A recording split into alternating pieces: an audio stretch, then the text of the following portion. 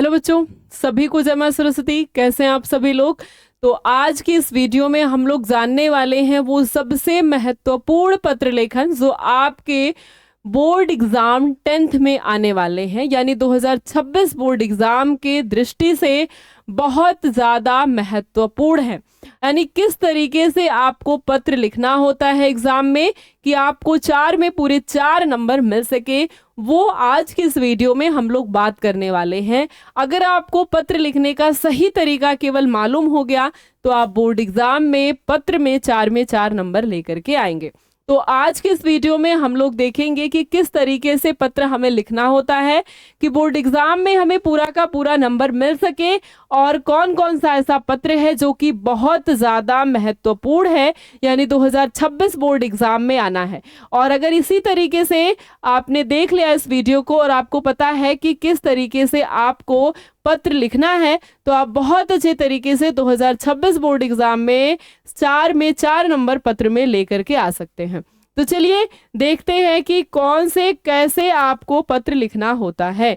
पत्र लेखन में पत्र हमें किस तरीके से लिखना होता है। जैसे आपको मिल जाता है पेज, तो आपको पता है ना 2 तरीके के पत्र होते हैं, एक होता है औपचारिक, एक होता है अनौपचारिक पत्र। मान लीजिए मैं लिख रही हूँ औपचारिक पत्र, ठीक है। मैं कौन सा पत्र लिख रही हूँ, मैं लिख रही हूँ औपचारिक पत्र, ठीक है। पत्र कितने प्रकार के होते हैं, जस्ट 1 मिनट। एक होता है औपचारिक, ठीक है, औपचारिक होता है, और दूसरा होता है अनौपचारिक। औपचारिक पत्र हम किसको कहते हैं, औपचारिक पत्र वो होते हैं जिसे हमें विद्यालय में या किसी ऑफिस में देना है, ठीक है। ऑफिस वाले जिसको हम जानते नहीं है वो क्या होता है, अननोन होता है, अननोन पर्सन होता है। ऑफिस है, विद्यालय है, वहां पर देना होता है इसको हम। अब विद्यालय में तो आप जानते हैं, लेकिन किसी दूसरे विद्यालय में हो गया ऑफिस में, उसे हम कहते हैं औपचारिक पत्र, जो हमारे सगे संबंधी को देना होता है, ठीक है। हमारा सगा संबंधी है या फिर सगा नहीं भी है तो भी अगर हमारा संबंधी है, ठीक है, तो उसके लिए भी ये होता है इनफॉर्मल यानी अनौपचारिक पत्र। तो पत्र 2 प्रकार के होते हैं। मान लीजिए मैं लिख रही हूँ औपचारिक पत्र।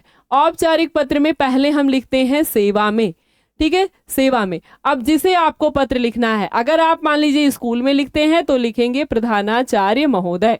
प्रधानाचार्य महोदय के बाद हम लिखते हैं क्या, एड्रेस। एड्रेस लिखते हैं, ठीक है, जो भी नाम है, और यहाँ पर डिस्ट्रिक्ट लिखते हैं, ठीक है। एड्रेस में नाम और डिस्ट्रिक्ट लिखते हैं। यहाँ लिख देते हैं क्या, दिनांक लिख दीजिए, ठीक है। यहाँ क्या लिख दीजिए, दिनांक लिख दीजिए। इसके बाद हम लिखते हैं विषय, बहुत ज़्यादा, ठीक है। यहाँ पर डिस्ट्रिक्ट हो जाएगा, यहाँ पर पता, और यहाँ पर हो जाता है जिला, 2 लाइन में लिखते हैं। इसके बाद हम क्या लिखते हैं, विषय लिखते हैं, विषय जो भी है, ठीक है।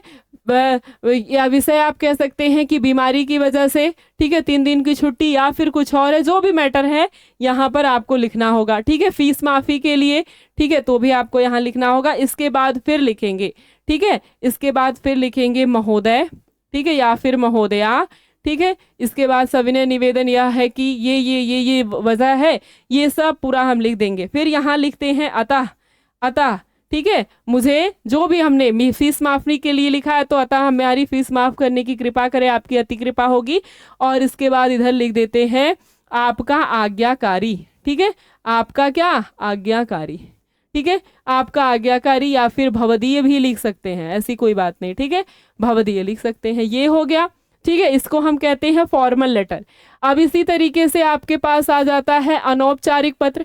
अनौपचारिक पत्र में क्या लिखते हैं, अनौपचारिक पत्र में जैसे हम लिख रहे हैं अपने दादाजी को पत्र, किसको लिख रहे हैं, हम लिख रहे हैं अपने दादाजी को पत्र, तो लिख देंगे पूजनीय, ठीक है। किसी को भी अपने से बड़े को लिख रहे हैं तो पूजनीय, या फिर क्या लिख सकते हैं, या फिर सादर प्रणाम, कुछ भी लिख दीजिए, ठीक है, जो आप कहते हो, ठीक है। या फिर आप किसी धर्म में हो तो आप अलग से लिख सकते हैं, ठीक है। और इसके बाद दादाजी पिताजी, अब ये बड़े के लिए है, दादाजी पिताजी, बड़ा भाई जिसके लिए भी लिखना है, बड़ी बहन। अगर छोटा है तो आशीर्वाद लिखेंगे, ठीक है, शुभाशीष, ठीक। इसके बाद यहाँ पर क्या लिखेंगे, दादाजी, ठीक है, पिताजी, जो भी आपका मर्जी हो, जिसे भी आप पत्र लिख रहे हो। यहाँ पर विषय उसे कुछ नहीं लिखते हैं, ठीक है, विषय यहाँ पर हम क्या करते हैं, कुछ भी नहीं लिखते हैं। यहाँ पता लिख सकते हैं, पता, और यहाँ लिख सकते हैं दिनांक, ठीक है। अब इसके बाद बता देंगे, ठीक है, कि मैं कुशल हूं और आशा करता हूं कि आप सभी लोग कुशल होंगे। आपका पत्र मुझे मिला था, या अपने दोस्त को लिख रहे हैं कि विवाह में बुलाने के लिए या फिर बर्थडे में बुलाने के लिए, तो फिर यहाँ पर आप लिख सकते हैं, ठीक है, मैं तुम्हें बर्थडे में परिवार सहित आमंत्रित करना चाहता हूँ।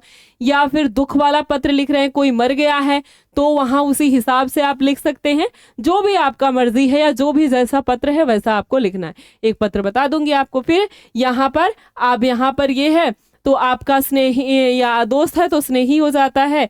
और यहाँ पर आपके क्या है आपके पूजनीय पिताजी हैं तो आपका प्रिय पुत्र, ठीक है, आपका प्रिय पुत्र। और फिर नाम, पौत्र है तो पौत्र, दादाजी को लिख रहे हैं तो पौत्र लिखेंगे, और पिताजी को लिख रहे हैं तो पुत्र लिखेंगे, माताजी को लिख रहे हैं पुत्र लिखेंगे, भाई को लिख रहे हैं तो प्रिय भाई लिखेंगे। जो संबंध है वो यहाँ पर लिखेंगे। बिल्कुल इस तरीके से आपको लिखना होता है। अब चलिए फटाफट से हम लोग देख लेंगे, क्या पत्र देख लेते हैं। पत्र को देखने से पहले ये है आपके पास वरदान बैच, जिसमें चैप्टर 1 से शुरुआत हो चुकी है और 60 दिनों की बहुत ही बेसिक, बहुत ही महत्वपूर्ण तैयारी चल रही है, जिसमें 1 shot bike revision, live recording classes और क्लास नोट PDF सब कुछ आपको मिलने वाला है। साथ में मॉडल पेपर, गेस्ट पेपर, पिछले 5 साल के प्रीवियस ईयर पेपर, सब कुछ। यानी ये बैच आपको 90+ दिलाएगा अगर इस बैच से जुड़कर आप पढ़ाई करते हैं। इस बैच की फीस मात्र 49 है, ऑफर में चल रहा है, आप चाहे तो ले सकते हैं। इसको लेने के लिए alpha institute pro application app तुरंत आप डाउनलोड करके ले सकते हैं, नहीं तो इस नंबर पर तुरंत कॉल या मैसेज करके भी आप इस बैच को ले सकते हैं। 49 बहुत ही बेसिक फीस है, लेकिन इसमें एकदम जबरदस्त 60 दिनों की स्ट्रेटजी है, 60 दिनों की तैयारी, जिसमें आपका हर एक सब्जेक्ट पढ़ाया जाएगा और एकदम अच्छे तरीके से ऐसे ऐसे क्वेश्चन आपको मिलेंगे जो सीधे बोर्ड एग्जाम 2026 में आने वाले हैं।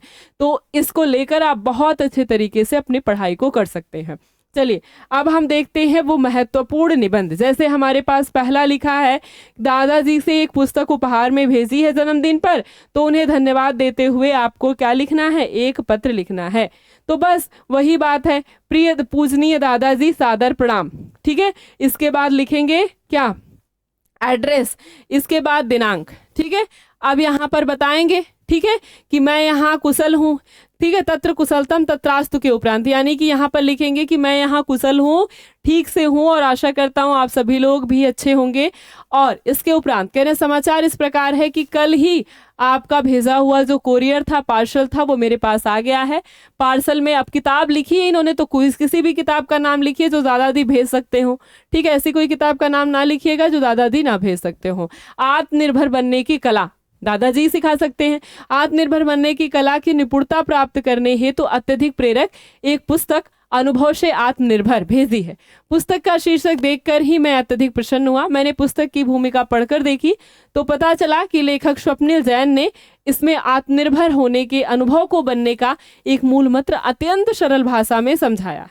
वास्तव में जीवन में कार्य अनुभव प्राप्त करने की ये बिना ही, ठीक है, प्रेरणा कह रहे आत्मनिर्भर नहीं बना जा सकता है। भगवान श्री कृष्ण ने गीता में कर्मयोग के द्वारा ही इसी बात को अर्जुन को समझाया है। मैं भी आपकी और पापा जी की तरह जीवन में आत्मनिर्भर बनकर आपका नाम रोशन करना चाहता हूं। यह पुस्तक इस दिशा में मार्गदर्शन करके सफलता का मार्ग प्रशस्त करेगी। पुस्तक भेजने के लिए आपका बहुत बहुत धन्यवाद। किसी कार्यवश आप मेरे जन्मदिन पर नहीं आ पाए, किंतु आशीर्वाद स्वरूप आप पुस्तक प्राप्त करके मैं धन्य हो गया।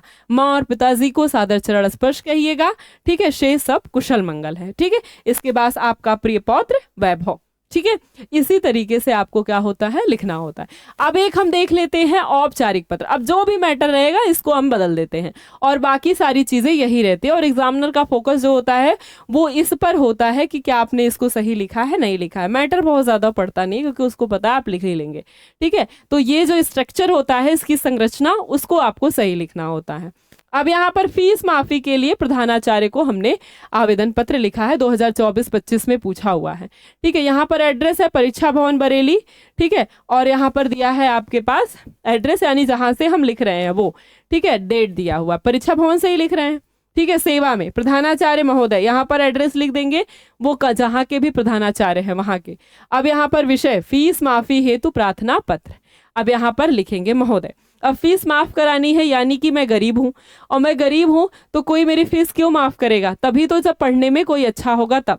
तो फिर इस तरीके से हम लिखेंगे, सविनय निवेदन इस प्रकार है कि मैं कक्षा 10 ब का छात्र हूँ। ठीक है, मैं अपने अनुशासन प्रिय और मेधावी छात्र हूँ। गत वर्ष 9वीं कक्षा में मेरा 90% अंक लेकर के मैंने विद्यालय में प्रथम स्थान प्राप्त किया है। राज्य स्तरीय आर्ट एवं पेंटिंग प्रतियोगिता में भी मैंने प्रथम पुरस्कार प्राप्त किया है। खेल कूद में भी मेरी विशेष रुचि रही है। कराटे प्रतियोगिता में भी मैं अपने विद्यालय का प्रतिनिधित्व करता हूँ। मेरे सहपाठी और अध्यापक मेरे व्यवहार से सदैव प्रसन्न रहते हैं। यानी कि यहाँ पर इन्होंने बताया है कि वो कितना टैलेंटेड या कितना मेधावी छात्र रहा है। और यहाँ पर फिर ये कारण भी हमें बताना होगा कि किस वजह से हम अपनी फीस नहीं दे पा रहे। अब ये आप लिख सकते हैं कि मेरे पिता की इनकम या आय बहुत ज़्यादा कम है, परिवार में जो सदस्य है बहुत ज़्यादा है, या हम 5 भाई हैं, 7 भाई हैं। ठीक है, और जो परिवार का खर्चा का भार है वो मेरे पिता के है। ठीक है, तो मेरे पिताजी की छोटी सी कपड़े की दुकान है जिसमें आग लग जाने की वजह से आर्थिक परेशानी का सामना करना पड़ रहा है। मेरे 2 भाई बहन हैं जो अभी पढ़ रहे हैं। मेरे पिताजी मेरे स्कूल की फीस देने में असमर्थ हैं और आपसे विनम्र प्रार्थना है कि आप मेरी फीस माफ़ कर दें। विद्यालय की ओर से मिलने वाली मेधावी छात्रवृत्ति प्रदान करने की कृपा करें ताकि मैं इस विद्यालय में निर्विघ्न यानी बिना किसी बाधा के अपनी पढ़ाई कर सकूं। मैं हमेशा सदैव आपका आभारी रहूंगा। तो यहाँ पर इन्होंने आग लग जाने का कारण दिया है। ठीक है, तो आप अपने हिसाब से कोई भी परेशानी दे सकते हैं। जो एक परेशानी मैंने बताई वो भी दे सकते हैं या कोई और परेशानी भी दे सकते हैं। ठीक है, इसके बाद लिखेंगे धन्यवाद, आपका आज्ञाकारी शिष्य, नाम और कक्षा। ठीक है, तो बिल्कुल इसी तरीके से चाहे आपके पास आ जाए औपचारिक पत्र तो भी हमें ऐसे ही लिखना है, या आपके पास आ जाए अनौपचारिक पत्र तो भी हमें ऐसे ही लिखना है। तो यहाँ पर आपके पास दिया गया है औपचारिक पत्र लिखना है। एड्रेस ये वाला है, ये एड्रेस किसका है? ये जो एड्रेस प्रधानाचार्य का है वो है। ठीक है, यहाँ पर आपको एड्रेस लिखना है किसका? अपना एड्रेस लिखना है जहाँ से आप पत्र लिख रहे हैं। पत्र कहाँ से लिखते हैं? परीक्षा भवन से, तो परीक्षा भवन लिखेंगे। ठीक है, और किसी भी जिले का नाम। ठीक है, यहाँ भी हमें पता लिखना है और ये हो गया। ठीक है, तो अनौपचारिक पत्र पूछेगा तो बिल्कुल इस तरीके से लिखिएगा, औपचारिक पूछ दिया तो इस तरीके से लिखिएगा। ठीक है, बाकी बैच है, जो भी बैच लेना चाहता है वो ले सकता है। केवल 49 का है। लेने के लिए आपको इस नंबर पर कॉल करना है या फिर डायरेक्ट भी आप alpha institute pro application app play store से डाउनलोड करके ले सकते हैं।